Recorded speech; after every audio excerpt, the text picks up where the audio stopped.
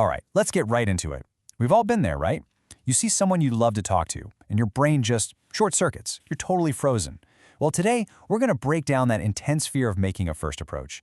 And we're not going to treat it like some personal flaw, but for what it really is, a deep biological script that's running inside pretty much all of us. I mean, have you ever felt that?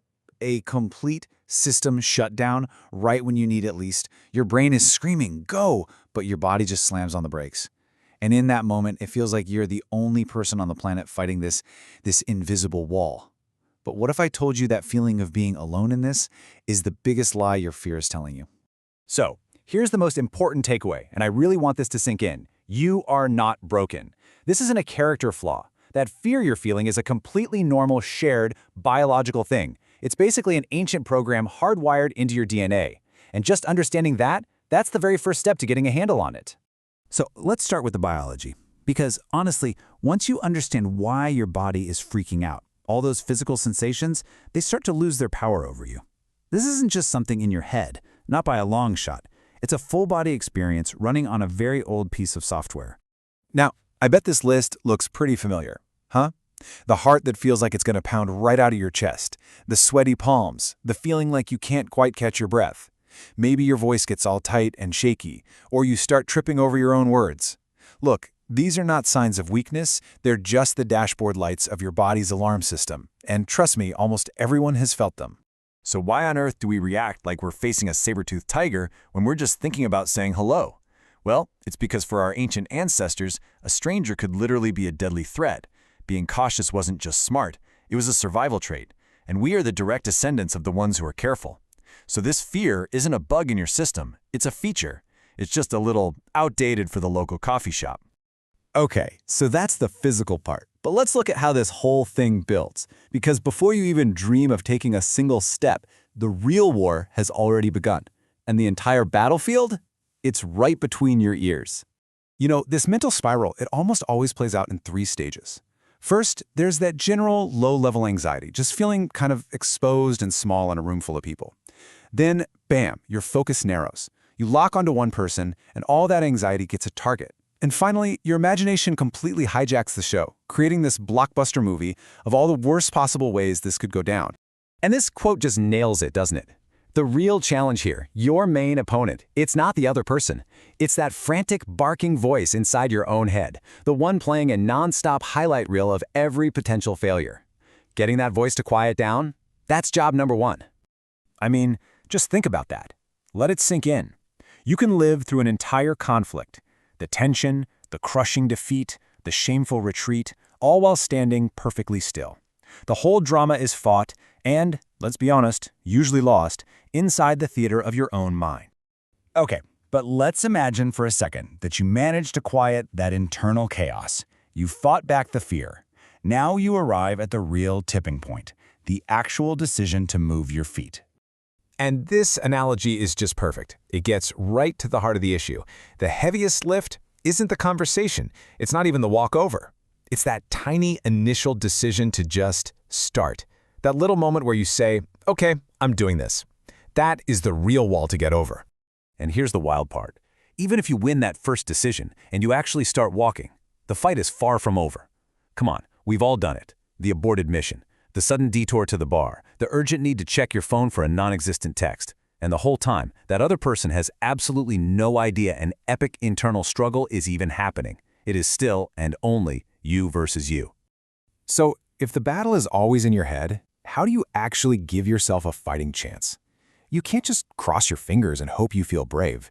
That's not a strategy. You need a conscious, deliberate tool to take control of that automatic fear response.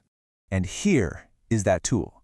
It's called top-down thinking. And really, it's just a fancy way of saying you use your smart, logical brain to step in and manage your panicked, primitive brain. You see the fear, you acknowledge it, and then you consciously decide to question whether it gets to be in the driver's seat. So how do you do that? Well, here is the most powerful way I know. In that moment of pure, gut-wrenching fear, I want you to stop and ask yourself one simple question. If this goes as badly as I can possibly imagine, will I even remember this in 10 years? Heck, will it matter in 10 weeks? And let's be honest with ourselves. The answer is almost always a resounding no. Right now, it might feel like the end of the world, but in the grand story of your life, one awkward hello is less than a footnote. It's forgotten. This one question is like a zoom lens. It pulls you back, shows you the big picture, and shrinks the problem down to its actual tiny size.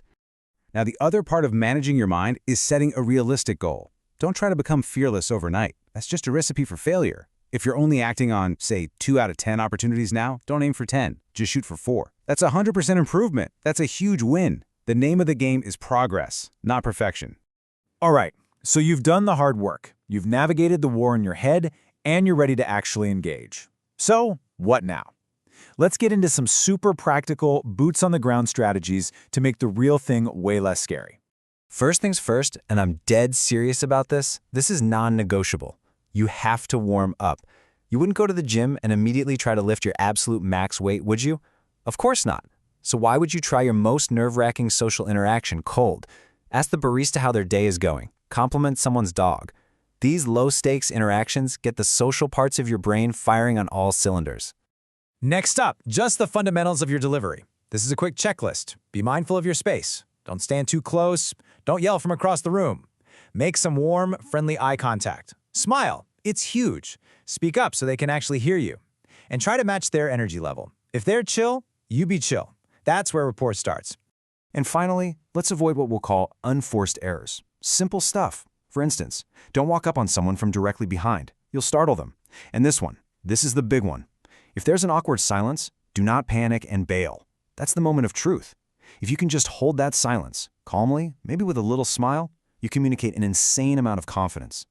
And through all of this, you have to burn this next thought into your brain. If someone reacts negatively, it is almost never about you. You're walking into chapter 12 of a day you know nothing about. They might have just gotten bad news, they might be late, they might be heartbroken. Their reaction is a reflection of their story, not a judgment on your worth. And that idea right there, it allows us to completely reframe the mission. The goal is not to get a phone number. The goal is not to secure a date. The goal is to win the battle with yourself. Success is defined as taking action despite the fear. Every single time you make that approach, you've already won the only fight that really matters. The outcome is just extra credit. Because at the end of the day, this whole thing, it was never about learning how to talk to other people. It's about learning how to master yourself. The real opponent, the one you've been wrestling with this entire time, it's been your own fear, your own mind. So the only real question left is, are you ready to finally step into the ring and face yourself?